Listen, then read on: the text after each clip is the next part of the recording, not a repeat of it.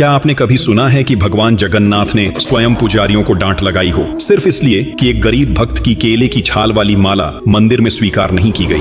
कहते हैं कि रघुदास पुरी के एक महान भक्ति योगी थे जो भगवान राम के परम भक्त थे। उनका आश्रय जगन्नाथ मंदिर के सिंहद्वार के पास एक बड़े छत्र के नीचे था। एक दिन उन्होंने मंदिर में प्रवेश किया और देखा कि भगवान जगन्नाथ के सामने राम, लक्ष्मण और सीता का दिव्य दर्शन हो रहा है। यह दृश्य देखकर रघुदास को यह विश्वास हो गया कि जगन्नाथ और रामचंद्र एक ही देवता हैं और उनकी भक्ति का स्वभाव सखा प्रेम में बदल गया। एक दिन रघुदास ने अत्यंत प्रेम से भगवान के लिए एक सुंदर माला तैयार की। माला तो उन्होंने फूलों से बनाई थी, लेकिन डोरी न मिलने के कारण उन्होंने केले के पेड़ की छाल को धागे की तरह इस्तेमाल किया। भक्ति उनकी सच्ची थी, परंतु मंदिर के नियम कठोर थे।